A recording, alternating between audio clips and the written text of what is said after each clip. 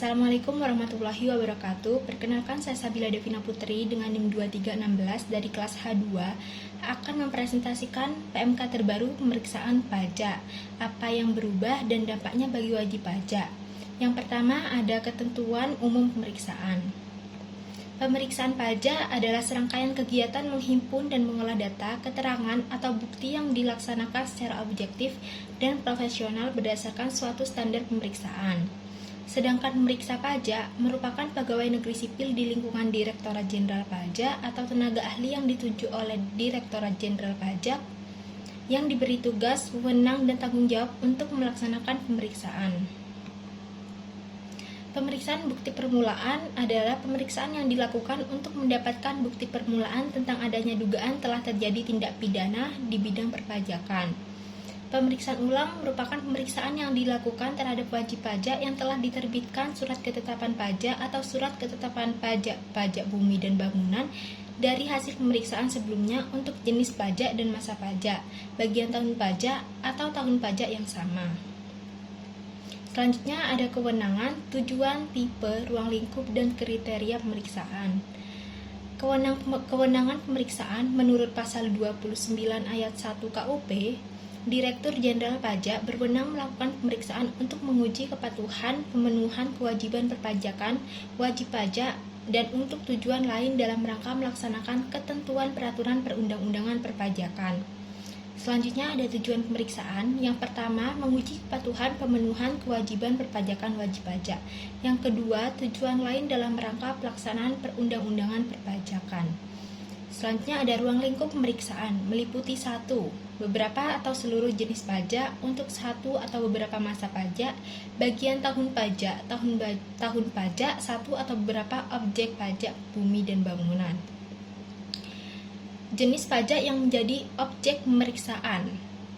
Yang pertama ada pajak penghasilan, pajak pertambahan nilai, pajak penjualan atas barang mewah, bea materai, pajak bumi dan bangunan, pajak penjualan, pajak karbon, dan yang terakhir pajak lainnya yang diadministrasikan oleh Direktorat Jenderal Pajak.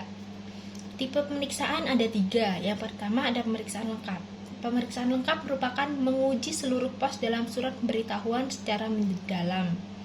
Selanjutnya yang kedua ada pemeriksaan terfokus, yaitu menguji satu atau beberapa pos dalam SPT secara mendalam. Selanjutnya pemeriksaan spesifik dilakukan secara sederhana pada satu atau beberapa pos tertentu. Kriteria pemeriksaan menguji kepatuhan. Yang pertama ada wajib pajak mengajukan permohonan pengembalian kelebihan pembayaran pajak. Selanjutnya, wajib pajak menyampaikan surat pemberitahuan yang menyatakan lebih bayar atau rugi. Selanjutnya, wajib pajak telah diberikan pengembalian pendahuluan kelebihan pembayaran pajak. Selanjutnya, wajib pajak melakukan perubahan tahun buku atau metode pembukuan. Selanjutnya, wajib pajak melakukan penggabungan, peleburan, pemekaran, likuidasi, pembubaran, atau akan meninggalkan Indonesia untuk selama-lamanya. Pengusaha kena pajak tidak melakukan penyerahan barang kena pajak atau jasa kena pajak atau ekspor barang kena pajak atau jasa kena pajak dan telah diberikan pengembalian pajak masukan atau telah mengkreditkan pajak masukan. Wajib pajak terpilih untuk dilakukan pemeriksaan berdasarkan resiko kepatuhan wajib pajak. Terdapat data konkret yang menyebabkan pajak yang terutang tidak atau kurang dibayar. Wajib pajak tidak menyampaikan surat pemberitahuan objek pajak. Dan yang terakhir, terdapat indikasi jumlah pajak bumi dan bangunan yang terutang lebih besar daripada yang dihitung berdasarkan surat pemberitahuan objek pajak. Yang selanjutnya ada kriteria pemeriksaan tujuan lain. Yang pertama, pemberian nomor pokok wajib pajak secara jabatan, penghapusan nomor pokok wajib pajak, pengukuhan pengusaha kena pajak secara jabatan, pencabutan pengukuhan pengusaha kena pajak, pendaftaran objek pajak bumi dan bangunan secara jabatan, pencabutan surat keterangan terdaftar objek pajak bumi dan bangunan, penyelesaian keberatan, pengumpulan bahan guna penyusunan norma perhitungan penghasilan neto, pencocokan data atau alat keterangan, penentuan wajib pajak berlokasi di daerah terpencil, penetapan wajib pajak pemberi kerja berlokasi usaha di daerah tertentu, penentuan satu atau lebih tempat terutang pajak pertambahan nilai, penyelesaian penagihan pajak, penentuan saat mulai beroperasi atau berproduksi komersial sehubungan dengan pemberian fasilitas perpajakan. Penetapan penambahan jangka waktu kompensasi kerugian sehubungan dengan pemberian fasilitas perpajakan, pemenuhan pertukaran informasi berdasarkan perjanjian internasional di bidang perpajakan, penyelesaian prosedur persetujuan bersama, penyelesaian permohonan kesepakatan harga transfer, pengujian kepatuhan atas pelaksanaan Undang-Undang Akses Informasi Keuangan, penetapan besarnya biaya pada tahap eksplorasi, pelaksanaan pemeriksaan fisik dalam rangka pemberian endorsement dari tempat lain dalam daerah pabean ke kawasan perdagangan bebas dan pelabuhan bebas, pengumpulan atau perolehan data dalam rangka perluasan basis data perpajakan, pengujian pihak lain atas pemenuhan kewajiban sebagaimana diatur dalam pasal 32A Undang-Undang Ketentuan Umum dan Tata Cara Perpajakan, pengujian fasilitas perpajakan yang telah diberikan, atau kriteria lainnya untuk melaksanakan ketentuan peraturan perundang-undangan di bidang perpajakan. Yang selanjutnya ada standar pemeriksaan. Standar umum merupakan pemeriksa pajak harus mendapat pendidikan atau pelatihan teknis yang cukup serta memiliki keterampilan sebagai pemeriksa pajak. Pemeriksa pajak harus memiliki integritas dan independensi dalam melaksanakan tugas. Standar pelaksanaan, persiapan yang sesuai dengan tujuan pemeriksaan, pengujian berdasarkan metode dan teknik pemeriksaan, hasil temuan berdasarkan bukti yang kuat dan berkaitan serta berlandaskan ketentuan peraturan perundang-undangan di bidang perpajakan. Pelaksanaan di kantor Direktur Jenderal Pajak atau di tempat tinggal atau tempat kedudukan wajib pajak, tempat kegiatan usaha atau pekerjaan bebas wajib pajak, lokasi objek pajak, pajak bumi dan bangunan, atau tempat lain yang dianggap perlu oleh pemeriksa pajak. Dokumentasi pelaksanaan pemeriksaan dalam bentuk kertas kerja pemeriksaan.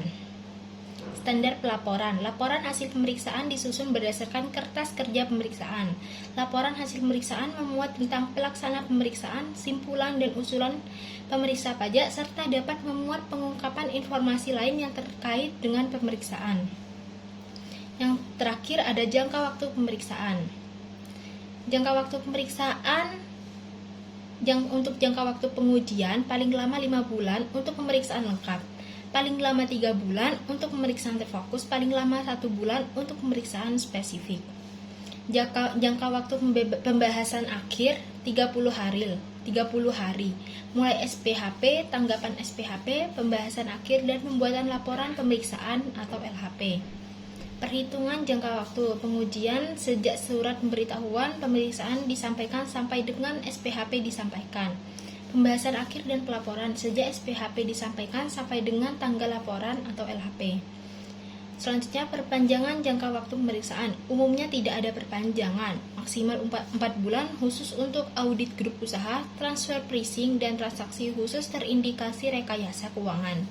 Perpanjangan hanya atas jangka waktu pengujian. Pemeriksaan spesifik atas data konkret, 10 hari jangka waktu pengujian, 10 hari jangka waktu pembahasan akhir atau pelaporan. Tidak ada perpanjangan. Jangka waktu pemeriksaan tujuan lain, maksimal 4 bulan sejak surat pemberitahuan pemeriksaan disampaikan sampai dengan pelaporan. Tidak ada pembahasan akhir, tidak ada perpanjangan.